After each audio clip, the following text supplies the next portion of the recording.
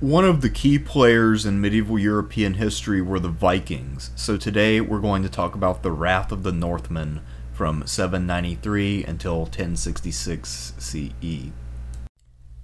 In the eyes of their Western European contemporaries, the Vikings emerged from a vacuum and took the world by shock.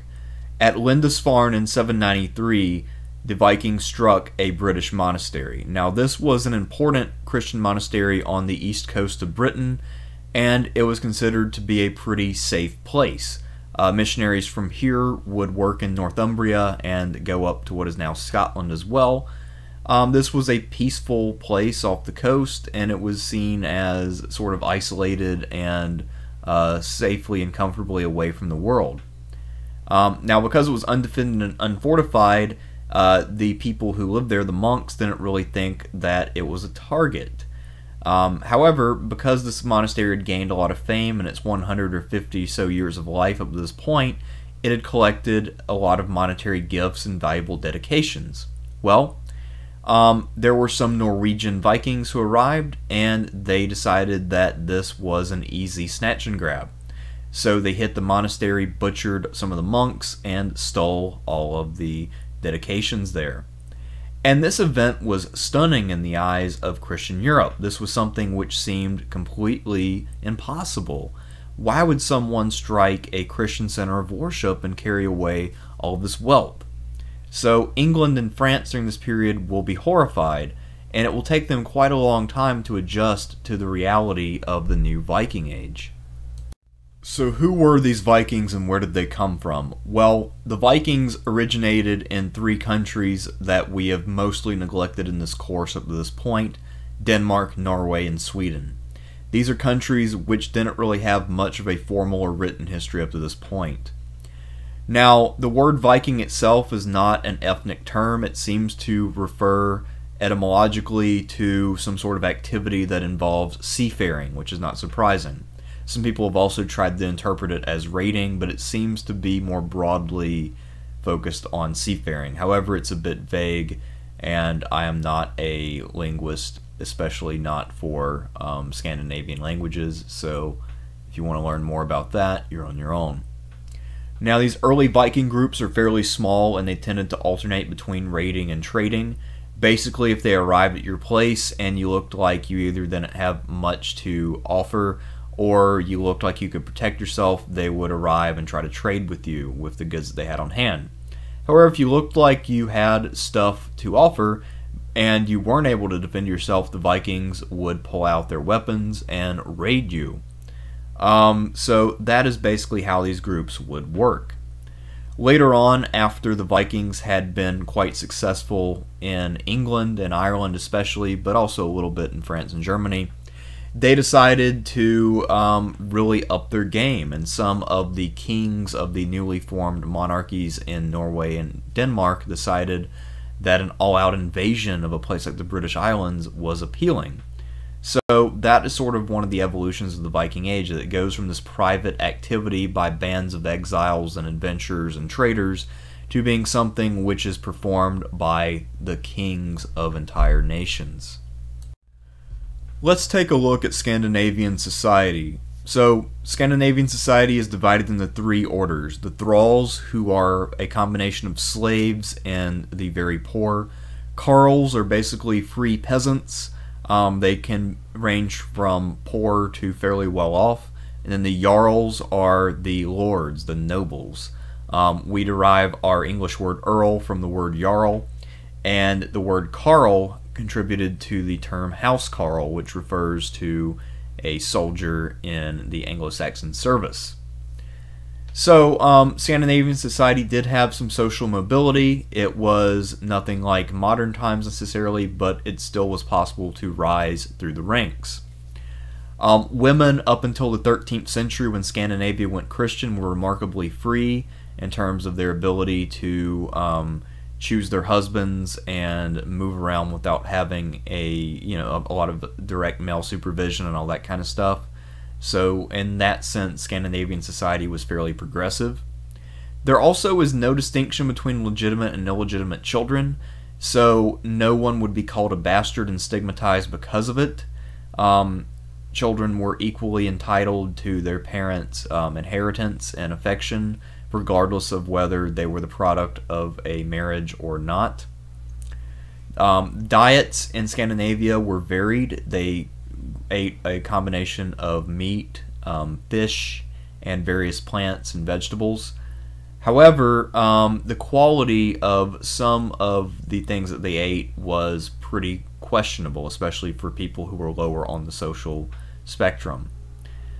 Scandinavians played quite a few sports at the time. This was an active society. Especially, the more higher upper class you are, the more likely you are to engage in sports in this period. Most people would have been subsistence farmers, but there is also trade, and you have craftsmen, so you have artisans making specialized products for the markets. And one of the distinguishing features of Scandinavia is that they had a writing system that was called the runic system, and these runes would remain in use until the 15th century, a few centuries after the introduction of the Latin alphabet. Here's a surviving example of a runestone. And if you understand the rune language, then you can see all kinds of documents recorded on these things, including epics, and also sometimes just landmarkers and things like that. It's almost impossible for me to imagine that anyone is unaware of the existence of Norse mythology, especially given how many movies that Marvel keeps cranking out featuring Thor. Norse mythology was not considered to be mythology at this time. It was the religion of the Vikings, in the same way that what we now usually call Greek mythology was the religion of the Greeks in classical Greece. Norse mythology is part of a larger Germanic mythology, which included a lot of the things that we talked about when we looked at the barbarian invasions.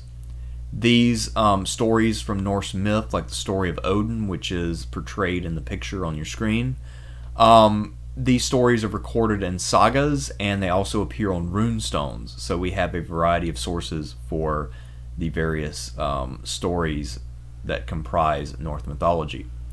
The Norse worldview was that there were 9 different worlds, the greatest of which was Asgard, and that is the habitat of the gods, whereas humans are somewhere in the middle at Midgard, the aptly named place.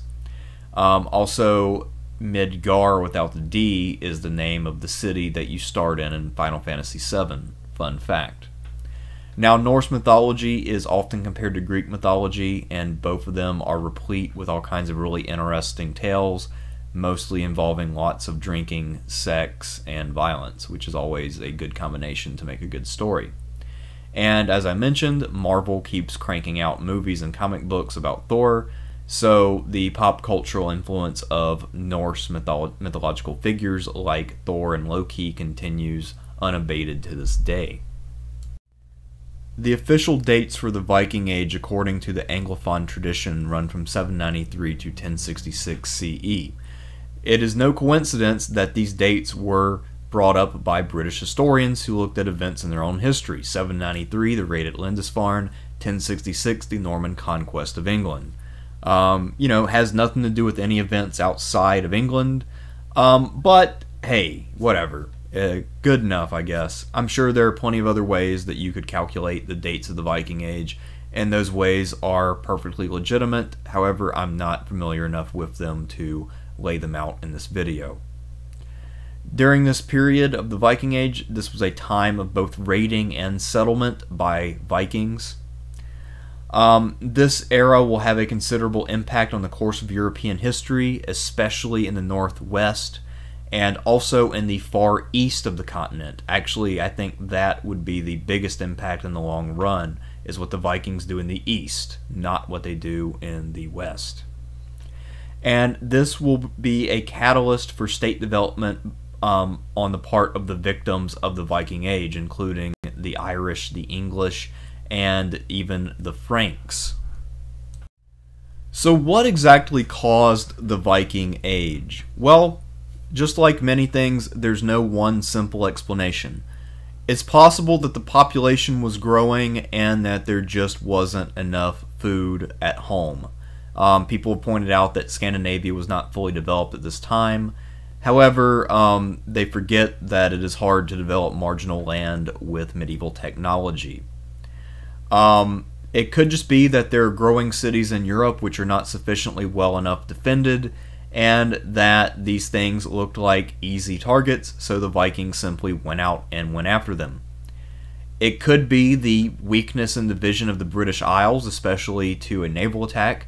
The Saxons had once been a lot like the Vikings when they initially invaded Britain, but their customs and way of making war had changed over the last few centuries, so they no longer had this kind of mobility, and they seem to have largely forgotten about seafaring, or at least it was no longer something that they were masters of. Some people have proposed that the Viking raids were retaliation against Christians because of Charlemagne invading Saxony and spreading Christianity in that region. Some people have said that Charlemagne's invasion of Saxony was what caused the disruption.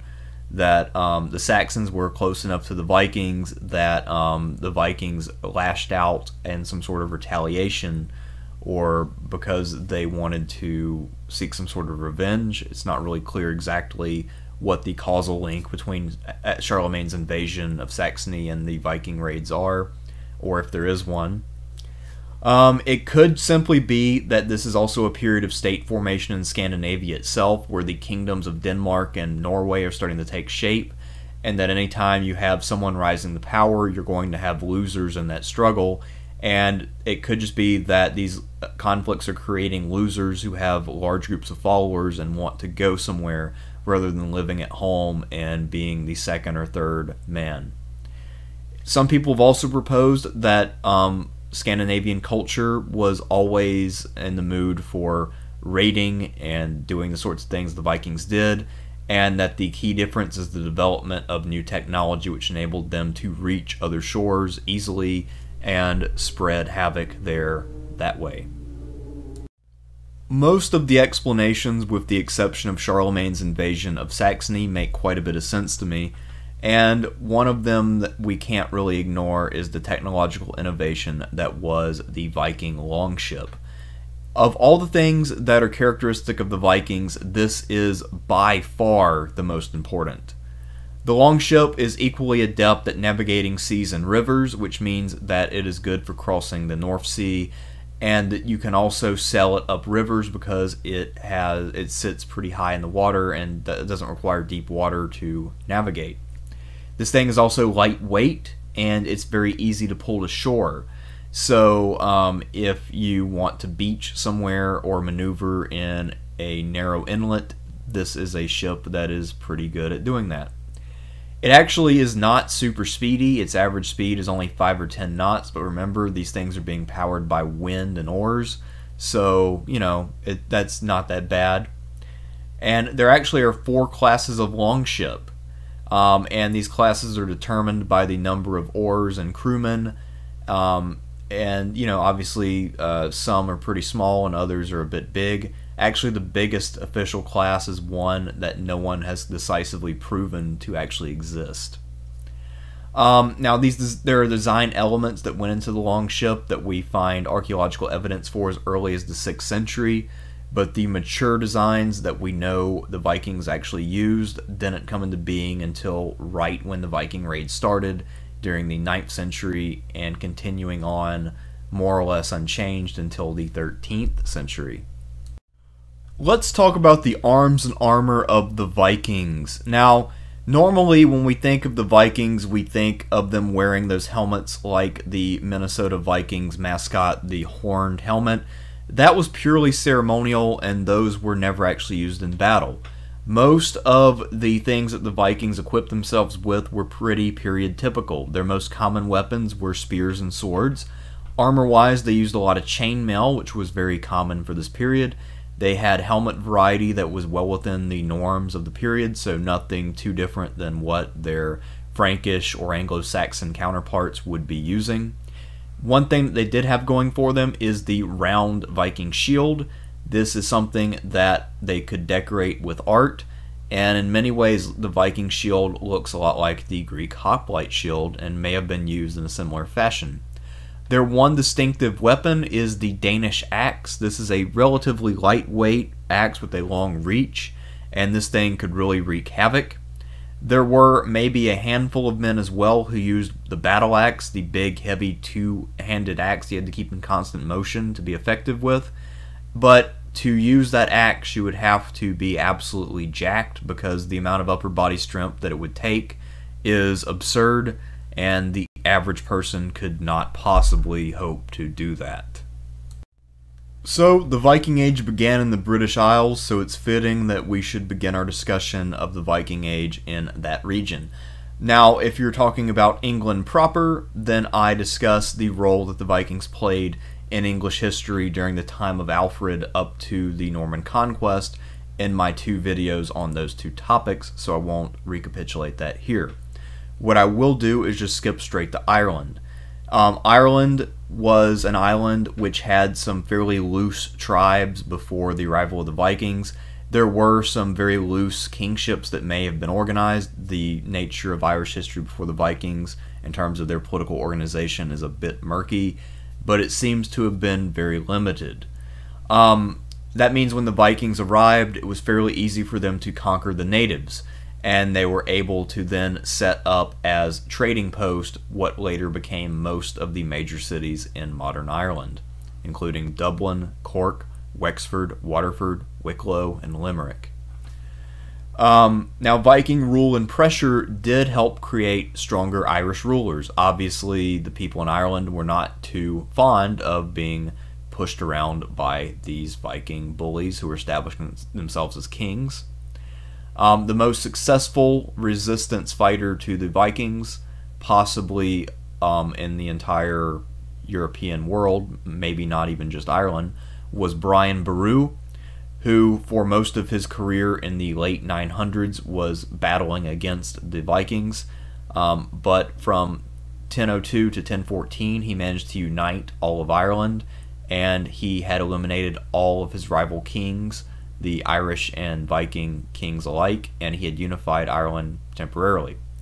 Now, in 1014, he's forced to fight a major battle against a combination of Irish and Viking foes, and he is killed in this battle. But the O'Brien family will live on. Now, Ireland will remain independent, and the Vikings will never be able to fully reestablish themselves.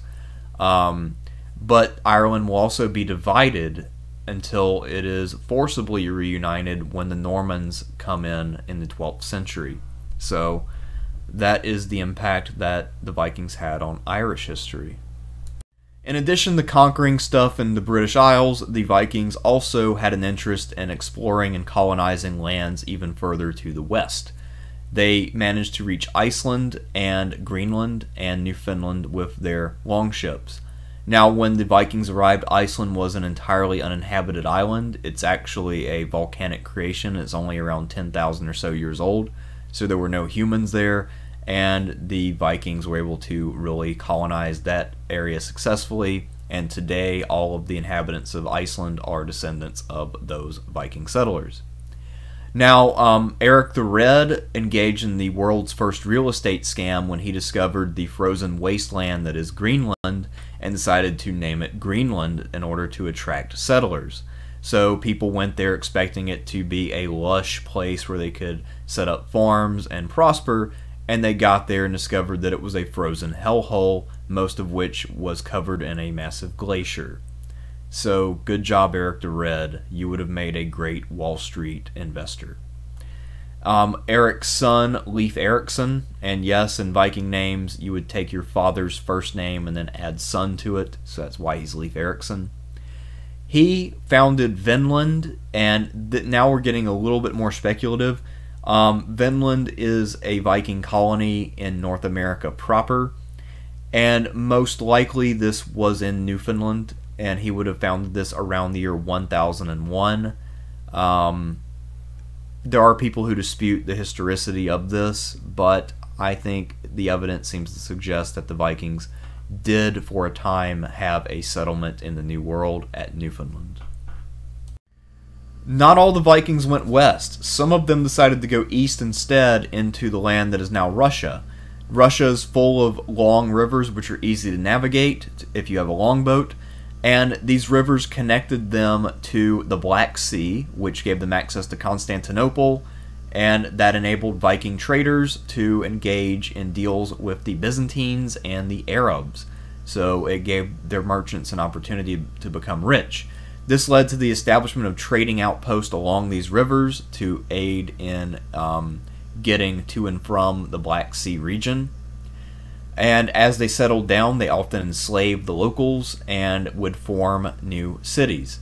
And the sort of admixture over time of the Norse and the Slavic populations would eventually create Russian civilization. And while there are some other contenders for the #1 spot as the most important accomplishment or legacy of the Vikings, I think that the creation of Russia is probably the most important things that the Vikings were able to accomplish in the long run, due to the impact that Russia would have later in the Middle Ages and into the early modern and modern periods of history. Another reason why some Vikings went to the east is because they wanted to either attack or serve under the Byzantines. And when the Byzantines hired these men, they referred to them as Varangians, and it looks in general like the Vikings of the east were called Varangians rather than Vikings. I'm not really sure of the reason, but I have heard one explanation that Varangian might translate to something like companion. At any rate, these are the same group of people who colonized Russia, and they were hired by the Byzantine Empire to serve as mercenary forces which would be loyal to the emperor. They were usually used as field units in the army. Now, early on, when the Byzantine Empire was doing well in the High Middle Ages, they were able to hire a lot of Varangians, and some Varangian units were just field units stationed on the frontiers. Later on, when the empire was a little more truncated and the coffers were a bit more empty, the emperor had to limit himself to just using Varangians and his personal bodyguard. They were more loyal than a lot of his own subjects because they had less of an interest in Byzantine politics and all of the crazy theological disputes that tended to rack Byzantium from time to time. Initially, when the Vikings burst upon the scene, Charlemagne was still alive, and he took measures to protect his coast from Viking incursions, and Louis the Pious was also relatively successful at doing the same. However, when the empire that Charlemagne had created was divided among many heirs, it no longer had the kind of resources that it once had, and it began to feel the pain of Viking raids. So around the mid-9th century, the Vikings began to sail up the Seine River, and that enabled them to reach as far inland as Paris.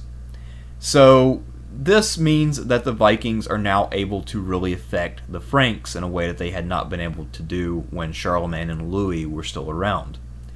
At one point in 911, a Viking leader named Rollo, who is sometimes also called Robert, sailed up the Seine and laid siege to Paris, and that caused the King Charles the Simple to have a peace agreement with Rollo. And in this agreement, Rollo and his descendants agreed to become vassals of the Frankish kings. In exchange, they were granted a duchy, and this duchy was later called Normandy in honor of the northern heritage of Rollo and his followers. Of course, Normandy is now mostly known for being the place where the Allies landed in World War II, but up until that point in history, it was known as a Viking enclave in France, which had then gone on to conquer England. Given everything that you already know about Viking seafaring capacity and their ability to get through the Black Sea and also sail around the Atlantic, it's no surprise that they were able to reach Italy. However, it is somewhat of a surprise that they were able to reach Italy and Sicily in sufficient numbers to set up their own kingdom, but that's precisely what they did. So Norman mercenaries began to arrive in Italy around the year 999, and they were fighting in a Byzantine and Lombard conflict. Byzantium and Lombardy were fighting for control of South Italy for a very long time, and this was yet another one of these conflicts. Now, eventually Normans will settle in, and they decided to revolt in South Italy, which meant ultimately that they would go on to defeat the last of the Lombard rulers in the year 1098 when he raised a rebellion against them. And by this point, when they eliminated the last of the Lombards, the Byzantines had also recently been vanquished. Having secured South Italy, the Normans then turned their attention to Sicily. Now, Sicily had actually been conquered by the Arabs in the 9th century, and there was an independent Arab emirate on the island by this time. So one of the major accomplishments of Roger I was to conquer Sicily and Malta between 1061 and 1091. Then his heir, Roger II, founded the Norman Kingdom of Sicily in 1130, and that would last until 1196. So this is a fairly impressive accomplishment, and for whatever reason, probably because of their Viking heritage, the kings of Sicily were normally thought of by their Byzantine and Italian contemporaries as being pirates and barbarians. The man who is normally considered to be the last Viking is either Harald Hardrada of Norway or William the Conqueror from Normandy. Either way, 1066 marks a convenient endpoint for the Viking Age, since both of these men either died or achieved what they set out to do in that year. Now in 1066 there was a succession crisis in England. You can see my video on the era after Alfred if you want to learn more about that. And what happened is that Harold Godwinson was able to get himself crowned as the King of England, but that didn't stop Harald Hardrada and William the Bastard from claiming their own right to the crown. So Harald Hardrada landed in September, and the Anglo-Saxons managed to defeat him. That ends his career. He's considered by many to be the last of the Vikings. He's the last guy who was really this great adventurer. He had been a Varangian guardsman at one point. He had done everything that you could have possibly done. Anyway, he didn't go on to become King of England, though. So he's dead, and now Harold Godwinson marches to meet William at Hastings. Well, William ended up winning that battle, as you might have been able to figure out from the fact that he went from being William the Bastard to William the Conqueror. And after that, he was able to overrun England and begin the period known as Norman England. English royals and aristocrats would continue to self-identify as being French until later conflicts with France would create a more distinctive English identity. But again, this is yet another long-term consequence of the Norman conquest of Normandy. And so in many ways, the Norman conquest of England was a Viking conquest of England, if albeit indirectly. So after 1066, the Viking Age comes to a close. There might be a few more raids here and there, but there are definitely no more major conquest. So that leads to the important question of what causes this period to end. An old school explanation involves the fact that Scandinavia started to convert en masse to Christianity, or at least the kings did, and that this, and among other things, led to the end of chattel slavery. Does that really have enough of an impact to account for the great dropping off of all of this raiding? I don't think so. I think that the assumption that becoming Christian would mean actually following all of the expected behavioral norms of the religion is a bit naive. You could easily adopt a nominal Christian position and then go do what you want anyway. Many people in the past have done that and will continue to do that. It's also possible that Scandinavia's population crisis was over. The weather had improved enough that agricultural conditions were now sufficient to produce enough food for people. The political situation was more stable. These monarchies were fairly well established, so there were fewer civil wars and fewer bands of men getting booted out by political pressure. Maybe that's part of it. I think the main reason, though, is simply that the Vikings were no longer able to pull it off. Their neighbors were now stronger. They had become more politically organized, and they had also built up fortifications and navies which could deter Viking attacks. In addition, these neighbors were a lot stronger naturally than the Scandinavian countries because they could support a much larger population. So in a head-to-head war, it was unlikely that Denmark would be able to take down a unified Britain, for instance. Britain is just bigger and stronger.